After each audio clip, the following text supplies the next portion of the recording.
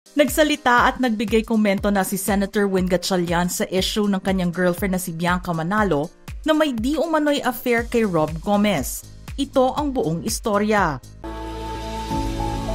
Matapos ang linggong pananahimik ay nagsalita na si Senator Win Gatchalian patungkol sa issue ng kanyang girlfriend na si Bianca Manalo. Matapos lumabas ang private conversation nila ni Rob Gomez sa social media.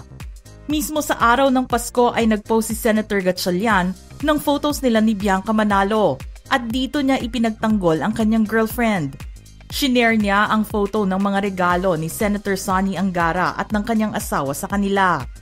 Ayon kay Senator Gatchalian, Bianca Manalo and I share the same values and principles in life. No fake news will divide us. Sa sumunod na Instagram post, isinabit ni Senator Gatchalian ang larawan nila ni Bianca Manalo sa kanilang Christmas tree. At nagbati siya ng Merry Christmas para sa lahat. Ang mensahe niya mismo kay Bianca Manalo, "My 2023 Christmas gift to you. I will always be by your side."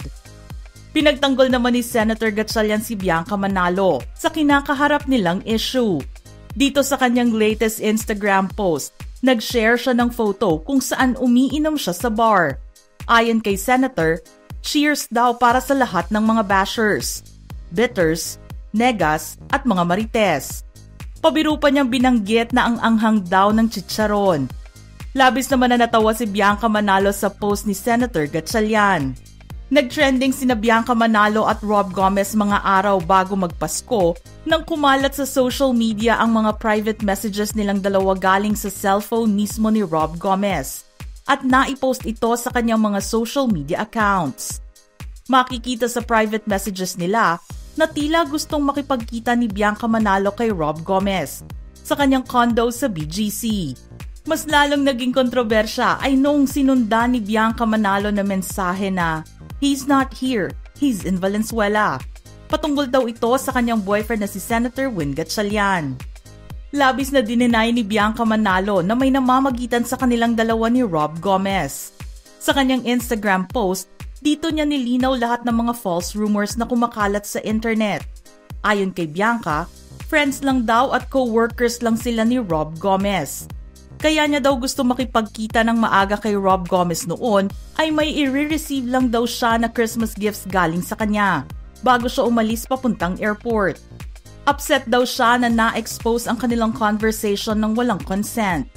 Obvious daw na tinanggal ang ilang parte ng kanilang conversation para magkaroon ng malicious insinuations. Nasasaktan daw siya at ang kanyang pamilya dahil sa accusation na dulot ng pagkalat ng kanilang conversation. Sa huli nagbati na lamang siya ng Merry Christmas para sa lahat. Matapos ang kanilang kontrobersiya, si Rob Gomez naman ay nag-share ng mga photos sa kanyang Instagram account ng binyag ng kanilang anak ni Dr. Shaila Rebortera. Ang mensahe ni Rob sa kanyang anak ay, "I love you 3,000. Thank you God for this day." Ano ang masasabi nyo sa reaksyon ni Senator Win Gatchalian sa issue na kinakaharap ni Bianca Manalo at Rob Gomez? Just comment below.